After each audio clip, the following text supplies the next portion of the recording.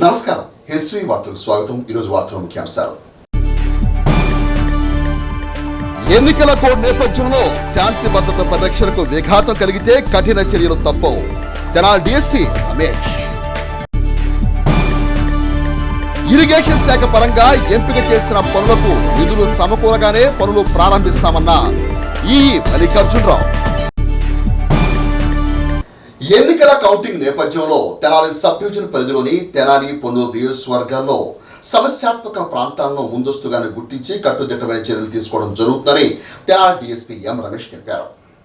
సోమవారం తన కార్యాలయంలో డీఎస్పీ రమేష్ మీడియాతో మాట్లాడుతూ జూన్ 4వ తేదీన కౌంటింగ్ ప్రక్రియ ఉంటుందని, ఎన్నికల కోడ్ జూన్ 7వ తేదీ వరకు కొనసాగుతుందని, అప్పటి వరకు పోలీస్ శాఖ పరంగా 144 సెక్షన్ 30 అమల్లో ఉంటాయని అన్నారు. ఈ పరిస్థితుల్లో సభలు సమావేశాలు నిర్వహించరాదని అన్నారు. పెట్రోల్ బంకుల్లో పెట్రోల్ డీజిల్ను బాటిల్స్ విక్రయించరాదని, బాణాసంచా తయారు చేసేవారు తమ విక్రయాల విషయంలోనూ తగు జాగ్రత్తలు తీసుకోవాలని అన్నారు. రాజకీయ పార్టీల ర్యాలీలకు బాణాసంచా విక్రయించరాదని సూచించారు. కౌంటింగ్ రోజున పోలీస్ పికెటింగ్ సబ్ డివిజన్ పరిధిలో సమస్యాత్మక ప్రాంతాల్లో సైతం నిర్వహిస్తామని అన్నారు. ప్రజలు పోలీస్ శాఖ పరమైన నిబంధనలకు అనుగుణంగా నడుచుకోవాలని, శాంతి భద్రతకు విఘాతం కలిగించిన వారి పట్ల కఠినంగా చర్యలు తీసుకుంటామని హెచ్చరించారు. అసెంబ్లీ అండ్ పార్లమెంట్కి సంబంధించిన ఎన్నికలు చాలా ప్రశాంతమైన వాతావరణంలో నా సభ్యులైనటువంటి తెనాలి కాన్స్టిట్యున్సీ అండ్ పొన్నూరు కాన్స్టిట్యున్సీలో లాండర్ పరంగా ఇన్సిడెంట్ లేకుండా చేస్తాం జరిగింది. వీటన్నిటికి కూడా గల కారణం ఏంటంటే, ఒక సక్సెస్కి వెనకాల చాలా పోలీసు శ్రమ ఉంటుంది. ఎలక్షన్స్కి ముందే ఎక్కడైతే గొడవలు జరిగే అవకాశం ఉందో, ఎవరైతే ఎన్నికల్లో మన అట్మాస్ఫియర్ని చెడగొట్టే విధంగా చేస్తారో, రౌడీ షీటర్లు బైండ్ అవ్వరు, తర్వాత లెక్కర్ సీజరు, ఎన్డీపీఎల్, ఇతరత్రా కూడా అన్నీ కూడా చేస్తాం జరిగింది. మేము చాలా సంతోషమైన వాతావరణంలో ఎన్నికలు కూడా జరిగేది. చిన్న చిన్న ఇన్సిడెంట్స్, అవి లాండర్ పరంగా కాదు, ఆ టైంకి ఆ స్వర్ ఆఫ్ మూమెంట్లో ఆ యొక్క కోపంలో చిన్న ఇన్సిడెంట్లు జరిగినాయి. అయితే ఈ ఎన్నికలకు సంబంధించినటువంటి కౌంటింగ్ ప్రక్రియ రేపు 4వ తారీఖున ఉంది. దానికి కూడా ప్రజలందరూ, ఓటర్లందరూ కూడా అన్ని రాజకీయ పార్టీలకు సహకరించాలని చెప్పేసి మనం చేస్తాం. ఎటువంటి గొడవలు విలేజ్లో జరగకుండా, ఆ రోజు ఎన్నికల రోజున ఏ విలేజ్లో స్పీడ్ అట్మాస్ఫియర్ ఉందో దాన్ని మేము ఐడెంటిఫై చేసి ఒక 8 పికెట్స్ని మేము పెడతాం జరిగింది. రూరల్ ఏరియాల్లో గూడూరు విలేజ్, అలాగే తేలప్రోలు విలేజ్, చిన్నరావూరు, పెద్దరావూరు, తర్వాత అంగలకుదురు, అలాగే కొన్ని విలేజెస్లో మేము రౌండ్ ది క్లాక్ పికెట్స్ కూడా పెట్టడం జరిగింది. ఏ చిన్న గొడవ ఉన్నా కూడా వెంటనే కూడా రెస్పాండ్ అయ్యే ప్రక్రియ కూడా ప్రారంభించాం. బోత్ సైడ్స్ కూడా బైండ్ ఓవర్ ప్రక్రియ కూడా కొనసాగుతుంది. తర్వాత ఏదైనా గొడవలు చేసే ఉద్దేశం ఉంది అని చెప్పేసి మాకు తెలిస్తే ఆ రోజు కూడా రౌడీ షీటర్లు కథలపై నిఘా వేస్తాం. పెట్రోల్ బంక్స్ అయితే పెట్రోల్ బంక్లో కూడా అందరికీ నోటీసులు ఇచ్చాం. లూజ్ ఎవరికి అమ్మద్దు, బాటిల్స్లో కూడా ఎవరికి అమ్మద్దు, పెట్రోల్ కానీ డీజిల్ కానీ. తర్వాత ఈ క్రాకర్స్ ఎవరైతే మ్యానుఫ్యాక్చర్ యూనిట్స్ ఉన్నారో లైసెన్స్ లేని వాటిని కూడా సీజ్ చేసే ప్రక్రియ ప్రారంభించాం. వాళ్ళకు కూడా ఎక్కువ మోతాదులో ఎవరికి కూడా సేల్ చేయొద్దని చెప్పేసి కూడా చేస్తాం జరిగింది. ప్రతిదీ కూడా పోలీస్ చేసే ప్రతి ప్రక్రియ కూడా మీడియా ద్వారా ప్రజలకు తెలిస్తే మంచి ఉద్దేశంతో మా గౌరవ ఎస్పీ గారు ఆ ఇన్స్ట్రక్షన్స్ ప్రకారం ఫ్లాగ్ మార్చి తర్వాత కార్డినెన్స్ సెర్చ్ అనే ప్రక్రియ కూడా ప్రారంభించుకున్నారు. ఓవరాల్గా ఆ రోజున ప్రశాంతంగా జరుగుతుందని ఆశాభావాన్ని వ్యక్తం చేస్తాం. తెనాలి డివిజన్ పరిధిలోని ఇరిగేషన్ శాఖ పరంగా 118 పనులకు గాను 9,80,00,000 రూపాయల నిధులకు ప్రతిపాదనలు పంపినట్లు ఇరిగేషన్ శాఖ ఈఈ మల్లికార్జునరావు తెలిపారు. సోమవారం తెనాలి ఇరిగేషన్ కార్యాలయంలో ఈఈ మల్లికార్జునరావు మీడియాతో మాట్లాడుతూ, గత సంవత్సరానికి భిన్నంగా నైరుతి రుతుపవనాలు ఈ సంవత్సరం సకాలంలో వస్తున్నట్లు వాతావరణ శాఖ ద్వారా వెల్లడైందని అన్నారు. ఇరిగేషన్ శాఖ పరంగా కాలువలకు సంబంధించిన 118 వర్కులకు గాను 9,80,00,000 రూపాయల అనుమతులకు పెట్టామని, నిధులు విడుదల కాగానే వర్కులు ప్రారంభించి రైతులకు ఖరీఫ్ సాగుకు సకాలంలో నీరు అందిస్తామని మల్లికార్జునరావు వివరించారు. ఆల్రెడీ మనకు మే 15 తర్వాతే వర్షాలు స్టార్ట్ అయినాయి.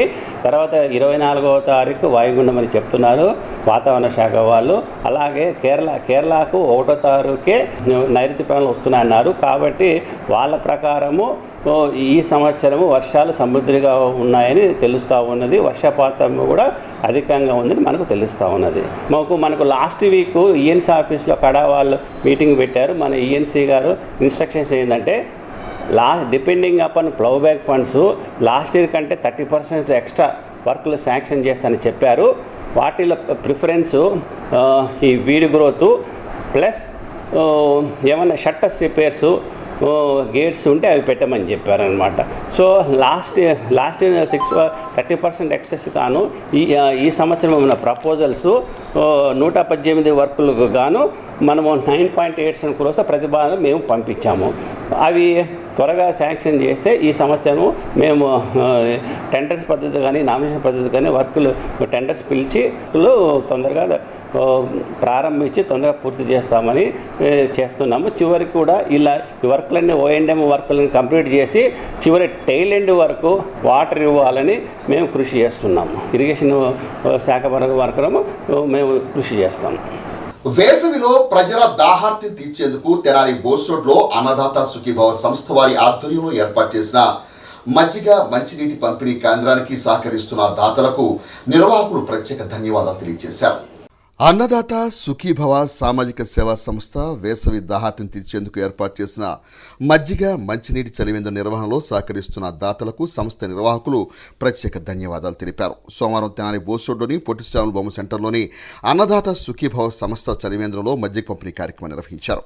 టీవీ లక్ష్మీనారాయణ వసుమతి దంపతుల కుమారుడు సందీప్ జన్మదినోత్సవం సందర్భంగా ఏర్పాటు చేసిన మజ్జిగ పంపిణీ కార్యక్రమాన్ని సంస్థ నిర్వాహకులు పర్యవేక్షించారు. సందీప్కు జన్మదిన శుభాకాంక్షలు తెలిపారు. ఈరోజు వేసవి చలివేంద్రంలో శ్రీమతి తాడిపేరు వెంకట లక్ష్మీనారాయణ గారు, అదేవిధంగా వసుమతి గారు దంపతుల కుమారుడైనటువంటి చిరంజీవి సందీప్ యాదవ్ పుట్టినరోజు సందర్భంగా తల్లిదండ్రులు ఈ కార్యక్రమాన్ని ఏర్పాటు చేశారు. వారి బాబు పుట్టినరోజు సందర్భంగా ఈ కార్యక్రమాన్ని ఏర్పాటు చేసినందుకు వారికి వారి కుటుంబ సభ్యులకు ధన్యవాదాలు తెలియజేస్తున్నాం. అదేవిధంగా సందీప్ ఇలాంటి పుట్టినరోజులు ఎన్నో జరుపుకోవాలని, నిండు నూరేళ్లు అష్టైశ్వర్యాలు ఆరోగ్యాలతో జీవించాలని కోరుకుంటూ జన్మదిన శుభాకాంక్షలు తెలియజేస్తున్నాం. అదేవిధంగా ఈ కార్యక్రమానికి ఇచ్చేసి సందీప్ యాదవ్ పుట్టినరోజు శుభాకాంక్షలు తెలియజేసినటువంటి గౌరవ పెద్దలందరూ కూడా పేరు పేరు ధన్యవాదాలు. ఎన్నికల కమిషన్ ఆదేశాల మేరకు దుగ్గిరాల మండల పరిధిలోని పెట్రోల్ బంకుల్లో పెట్రోల్ను డీజిల్ను కవర్లోనూ క్యానుల్లోనూ బాటిల్స్ను పోయొద్దని నోటీసులు జారీ చేయడం జరిగిందని ఎస్ఐ బి మహేంద్ర తెలిపారు.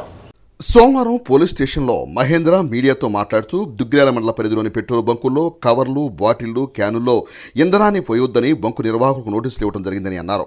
జూన్ 4వ తేదీన ఎన్నికల కౌంటింగ్ ఉన్నందున మండలంలో ఎటువంటి అవాంఛనీయ సంఘటనలు జరిగినా కఠిన చర్యలు తీసుకుంటామని హెచ్చరించారు. ఎటువంటి ర్యాలీలు కూడా చేయకూడదని తెలిపారు. జరిగినటువంటి సార్వత్రిక ఎన్నికల్లో భాగంగా పోలింగ్ రోజు ఆ తర్వాత జరిగినటువంటి కొన్ని అవాంఛనీయ సంఘటనలు బేస్ చేసుకొని భారతీయ ఎలక్షన్ కమిషన్ కొన్ని నియమ నిబంధనలను మాకు జారీ చేయడం జరిగిందండి. అందులో భాగంగా దుగ్గిరాల మండలంలో 4 పెట్రోల్ బంకులు ఉన్నాయండి. ఈ పెట్రోల్ బంకులు ఎక్కడ కూడా కవర్లో కానీ, బాటిల్స్లో కానీ, క్యానుల్లో కానీ పెట్రోల్ కొట్టడాన్ని నిషేధించడం జరిగిందండి. అదేవిధంగా వారికి మేము నోటీసులు కూడా సర్వ్ చేశాము. కాబట్టి ప్రజలు ఇదంతా గమనించుకొని అర్థం చేసుకొని సహకరించాల్సిందిగా కోరుతున్నాం. అదేవిధంగా జూన్ 4వ తారీఖున ఎలక్షన్ కౌంటింగ్ అనేది జరుగుతుందండి.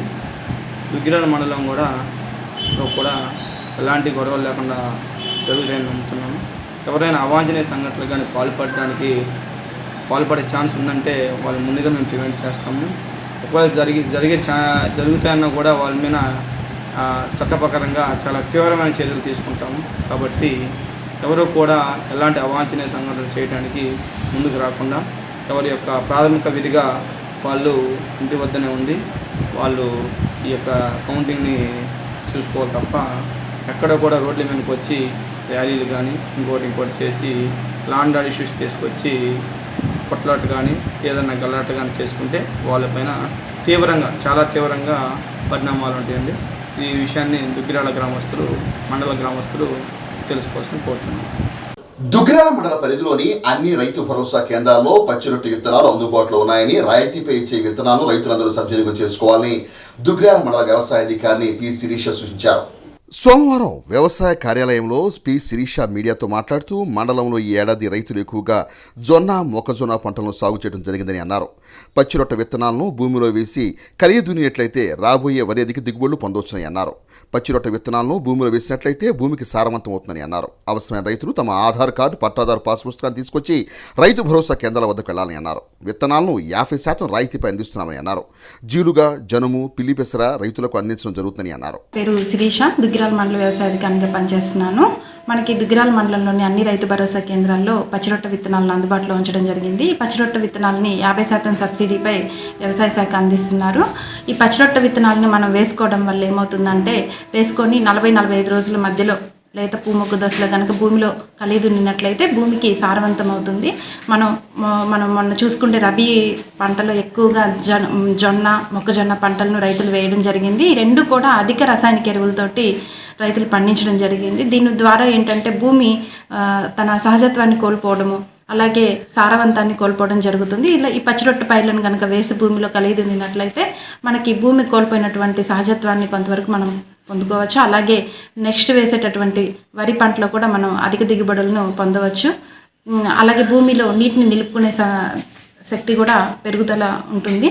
సో రైతులందరూ కూడా పచ్చిరొట్ట విత్తనాలని వినియోగించుకోవచ్చు. కావాల్సిన రైతులు ఆధార్ కార్డు మరియు వారి పొలం పాస్బుక్ తీసుకొని సంబంధిత రైతు భరోసా కేంద్రంలో సంప్రదించినట్లయితే మేము 50% సబ్సిడీపై ఇవ్వగలము. మనకు వచ్చేసి జీలుగా పూర్తి ధర అయితే ₹88, సబ్సిడీ ₹44 పోను, రైతు కట్టవలసిన ధర ₹44. అలాగే జనుము కూడా పూర్తి ధర ₹88, పిల్లి పెసర ₹134. అంటే 50% సబ్సిడీపై జనుము ₹44, పిల్లి పెసర ₹67 రైతులకు అందించడం జరుగుతుంది. వార్తలు మించే ముందు ముఖ్యాంశాలు మరోసారి. ఎన్నికల కోడ్ నేపథ్యంలో శాంతి భద్రత పరిరక్షణకు విఘాతం కలిగితే కఠిన చర్యలు తప్పవు. తెనాలి డీఎస్పీ రమేష్. ఇరిగేషన్ శాఖ పరంగా ఎంపిక చేసిన పనులకు నిధులు సమకూరగానే పనులు ప్రారంభిస్తామన్న ఈ మల్లికార్జునరావు. హెస్సీ వార్తలు యూట్యూబ్లో తెనాలి హెస్సీ టైప్ చేసి కూడా ప్రేక్షకులు వీక్షించవచ్చు. హెస్సీ వార్తలు సమాప్తం. నమస్కారం.